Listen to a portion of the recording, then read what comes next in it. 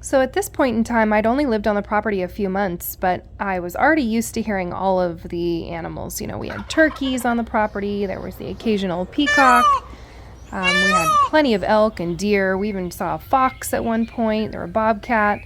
And living in Tahoe for 10 years, I was used to hearing all of these animals pretty regularly, so I was familiar with those sounds.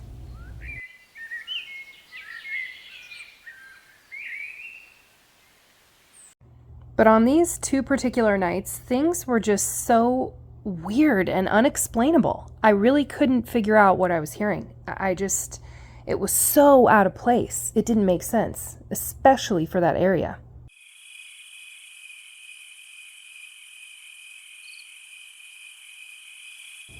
I was walking up the driveway, getting some exercise like I usually did. It was a very long driveway, and along the edge of it was sort of the forest line. Well, all of a sudden, I hear some man, I couldn't tell if it was a man or an animal, just grunting and shaking the trees violently, just rattling the trees and grunting over and over. My first thought was that the neighbor had come down onto our property and was just flipping out in the bushes. It scared me. So that was the first thing that happened, and obviously it was weird, but I couldn't explain it and I couldn't see anybody there, so there wasn't much I could do. Well, it wasn't until a week later that my cousin came over that it just got really bizarre. We were both eating dinner outside underneath this really neat tree with all of these string lights. We were drinking wine and laughing and having a good time and taking pictures. We were listening to music and just having a good time. And that's when it happened. My initial thought was a monkey just whooped at us, or a chimpanzee escaped from the zoo and just came up and whooped at us with such power and intensity. I was just in shock, and it scared us both. We got up and bolted to the door. And we didn't even talk about it for another year. Now, this is obviously a recreation, but in the moment, what we heard was so intense, so boisterous, and at such a high-pitched octave that there is no way a human being could have made this sound. I studied opera. I should know. I completely understand human vocal range, and this was something that was not human. So I spent an entire year researching every single animal sound I could find just to try and figure out maybe I had missed something, maybe it was some exotic bird, but I couldn't find anything that compared. Until I discovered Bigfoot. After reading hundreds of reports and after listening to a handful of recordings, I started to realize that I had a Sasquatch encounter. I never intended to. It's not like I was the Bigfoot lady. I wasn't a Bigfoot fanatic before any of this. It just happened to me one day. And ever since, I've been completely fascinated with finding out why. Welcome to Bigfoot Bites. Bigfoot bites.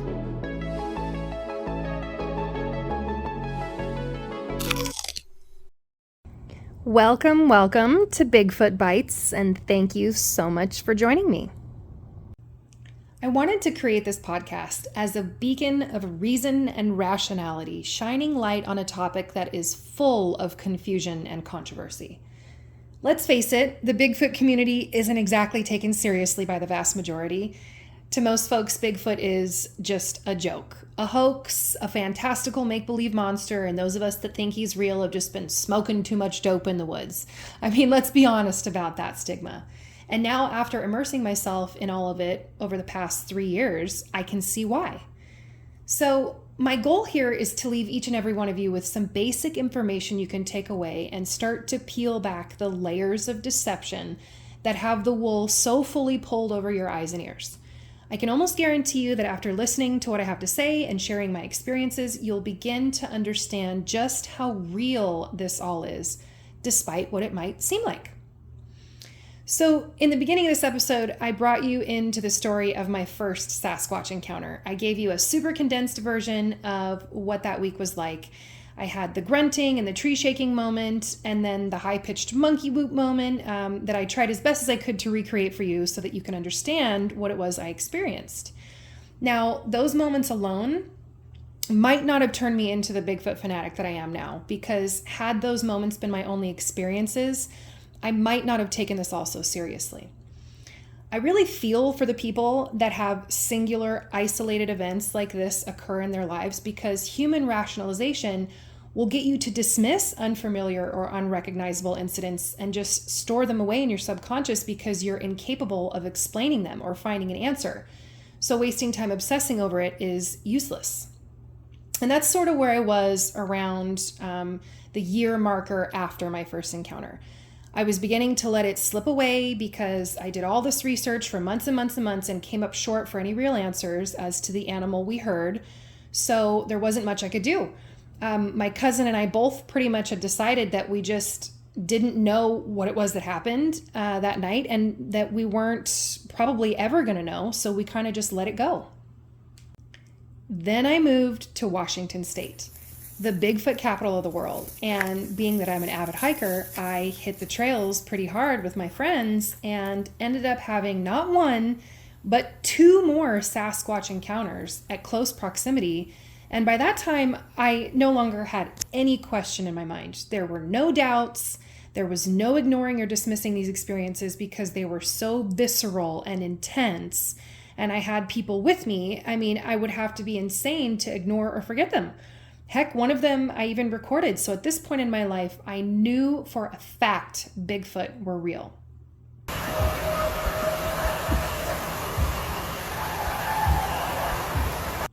But that still is not enough to prove to all of you that this is a reality. So that's where I wanted to start with this podcast, was somewhere basic. We have to find a beginning point for those of you that are new to this topic or who remain highly skeptical, because I think simplifying the topic makes it easier to grasp. So, number one, let's talk about the theories that Bigfoot can cloak themselves and disappear at will, and or that they're interdimensional beings. I think the reason that this theory comes up so much is because they're very, very difficult to film. We have about 100 videos online of Bigfoot as it stands right now that are blurry and pixelated and are just really not admissible evidence. So let's start with that. Let me ask you this. Do you own a professional camera with a telephoto lens? Do you have experience in the world of wildlife photography? Do you have thousands of dollars in equipment that you use regularly while out searching for Sasquatch? And if so, are you able to access it and have it ready to point, aim, and shoot in a matter of seconds? Are you that good? And let's back up. First of all, are you out looking for Bigfoot? And the answer 9 times out of 10 is no. The average person is not out searching for Sasquatch. So that lowers your odds right there with just the obvious. But let's say you are the 1% of weirdos like myself that are out there looking. Again, I ask, do you have top quality camera equipment, and how good are you with it? So right off the bat, we begin to realize, okay, so the average person is really just walking around with a cell phone. That's really the only camera that you're packing around in your pocket and that you can access quickly, right? Your phone. So that right there is why all the photos and videos we see are blurry and pixelated online over and over and over again. That's the number one thing to remember about the evidence that we are working with at this point in time. So until we have more people with wildlife photography skills and the expensive equipment out in the field, I mean, the evidence is going to remain mostly comprised of crappy videos, yeah? And let's talk about what it would even look like to begin acquiring the skills needed to get the shot. What does that even look like? Well, ask the guy who filmed the first snow leopard for the first time. Ask the guy how long it took him and the skills he needed to get those shots. I can almost guarantee you it was a long and difficult process of patience and camouflage and scent blockers and knowledge of the terrain and battling the terrain and so on and so forth. Think about the divers that first filmed octopus that can brilliantly change colors and patterns in order to blend in with their surroundings. Up until that point, people really had no idea what they look like or their camouflage capabilities. In fact, think about all the deep sea creatures that scientists recently have discovered and filmed. Think about how much time and effort, and most importantly, money was spent on getting these videos. Millions of dollars in equipment and preparation. I honestly believe that we're hurting in this Bigfoot community because no one has spent the time and money it would take to get these professional photos and videos of Sasquatch. Do I think we're dealing with a supernatural, disappearing, interdimensional creature? Absolutely not, because it's so much simpler than that. The answer is really basic when you break it down. We're literally just dealing with thick, dense woods. I mean, that's where they reside. That's where they're experts at hiding, just like every other animal out there. Every animal living in the jungles or the thick forests literally depend on hiding for survival. Whether it's hiding from predators or predators hiding and sneaking up on prey. That's like one of the most basic fundamentals of nature that I see people really overlook and overcomplicate in this Bigfoot community. The fundamentals of hiding for survival. I mean, there are thousands of forests where you can be on a groomed trail and step 20 feet off the trail into the woods and utterly disappear.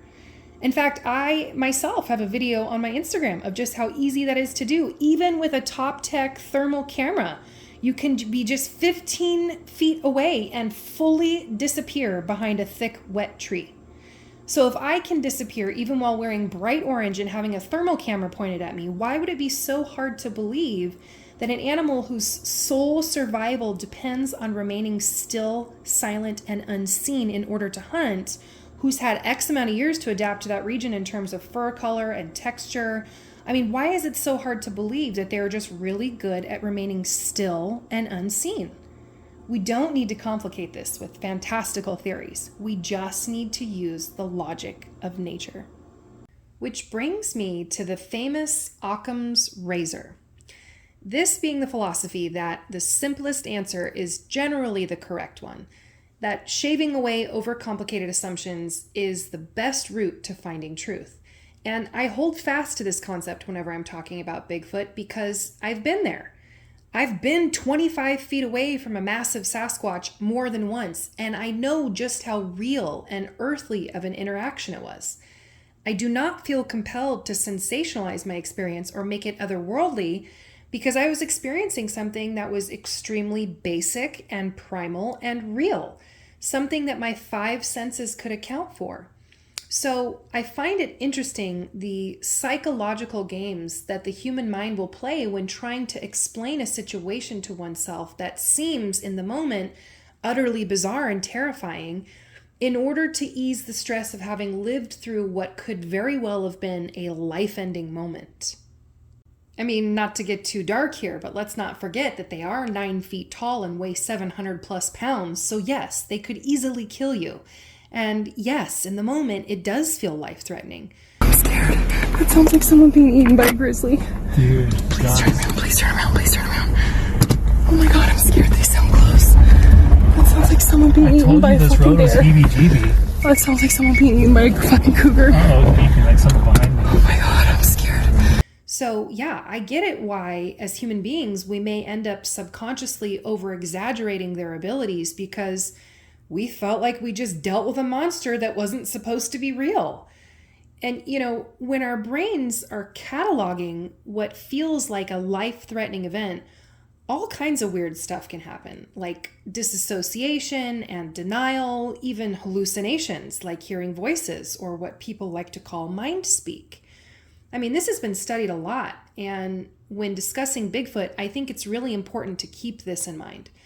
You have to stay grounded in remembering that the situation may seem totally unbelievable, but that's because this is really the first time your brain is experiencing this type of event. Now, I could go really deep into the psychological aspects of the Bigfoot community, but I think that would take a lot more in-depth conversation. So for the sake of keeping this at the tip of the iceberg and the beginnings of chipping things away, let's just do a little recap, shall we? So earlier I covered the concept of camouflage being the core of survival, that it is a repeated behavior of all of the animals in the wild. So it's really our starting point, our jumping off point of understanding the world of Sasquatch and why they're so elusive and why it is so difficult to see them. I also talked about the difficulties we face if and when we do see one, if and when we do have an encounter, getting it filmed and on quality equipment, and just how near impossible that seems. We also discussed, just now, the human brain and all of the funky kinds of stuff it can do when we feel like we're in danger. So these are, like I said, just the tip of the iceberg that we're chipping away at here. So let's keep going, shall we? The next point I'd like to make is about the common phrase heard over and over and over: where's the body? Where are the Bigfoot bodies? Why is nobody finding them, or their bones, or their poop? And to that I say, where are the mountain lion bodies? Where is the cougar's poop at? Ever found that on a hike? Matter of fact, where are all the old dead squirrels at? Where are the dead deer? Have you ever found any wild animal's dead body while out on a hike or camping? I mean, I can almost guarantee that 99.9% of you have never and will never just stumble upon a mountain lion's body while out and about in the woods. And why is this? It's, mainly because of scavengers. I mean, nature does not waste. I don't think I need to go too deep into detail on that, because we all know that animals in the wild will take what they can get and eat up every morsel that they possibly can.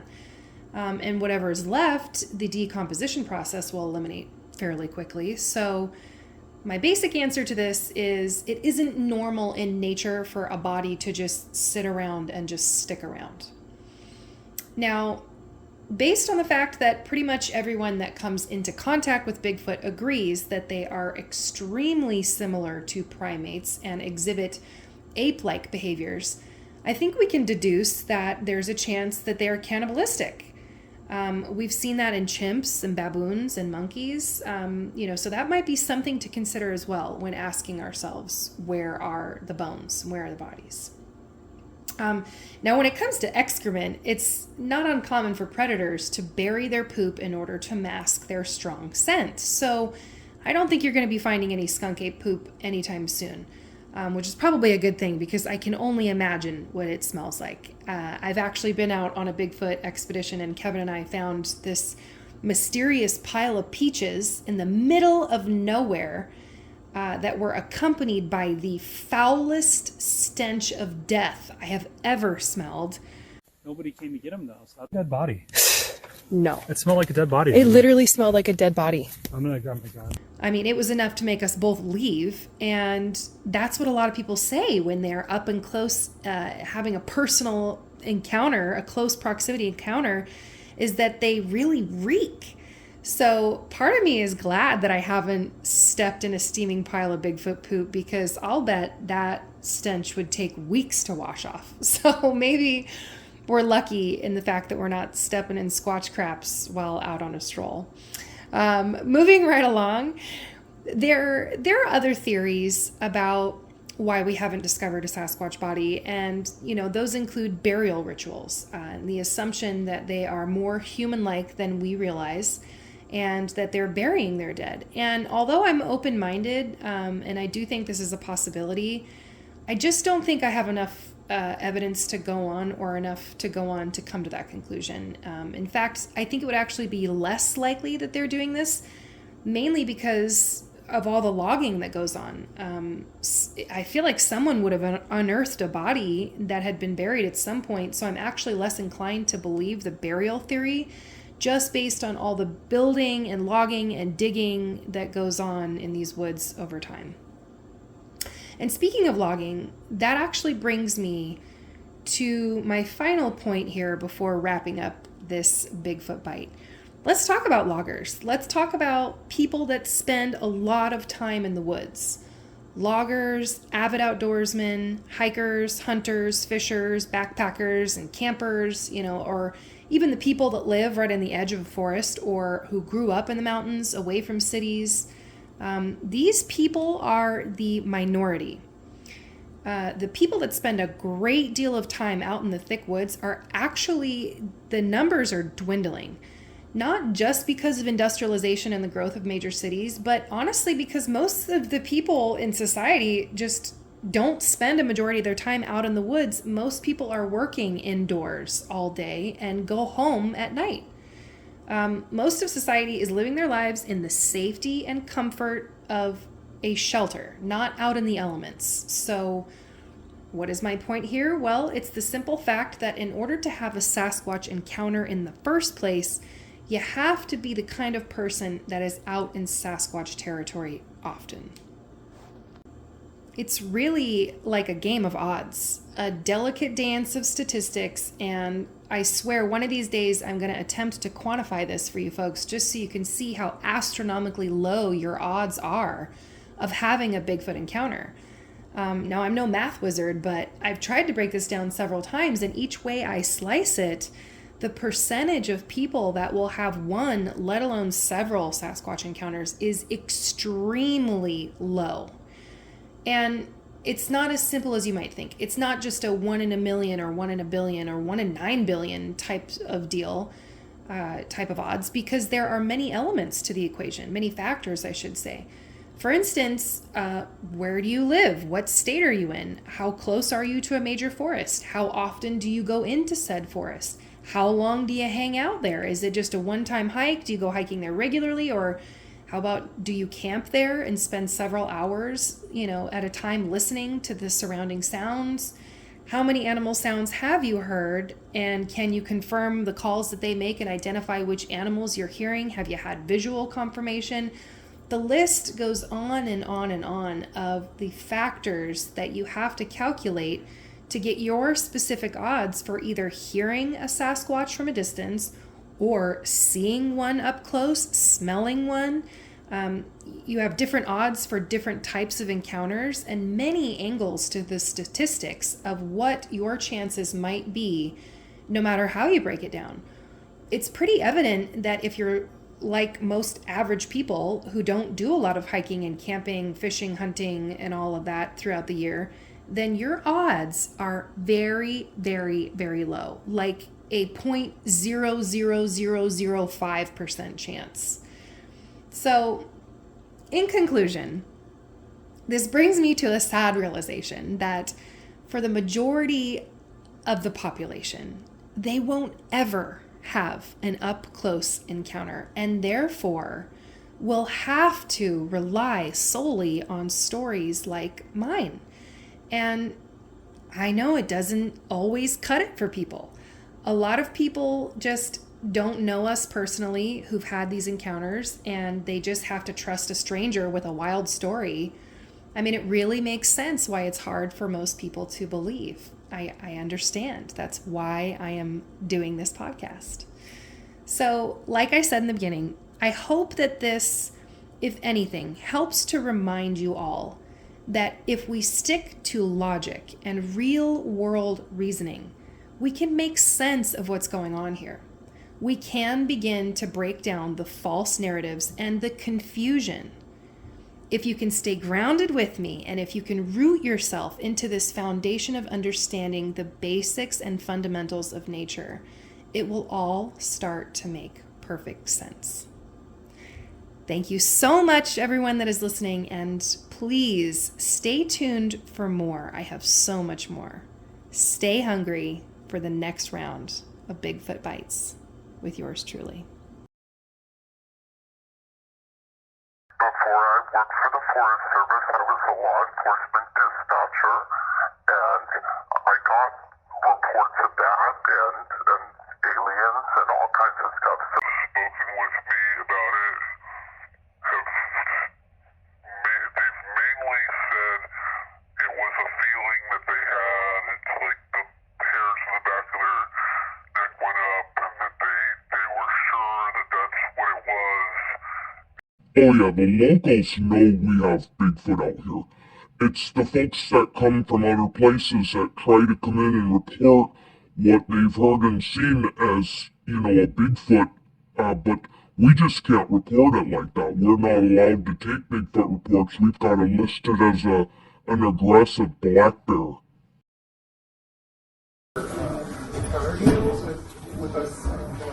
Oh, I don't have, they're deleted, but we got a new one. Do get deleted. Yeah. You guys don't store them in a report. I think there's something that they're going to follow up on.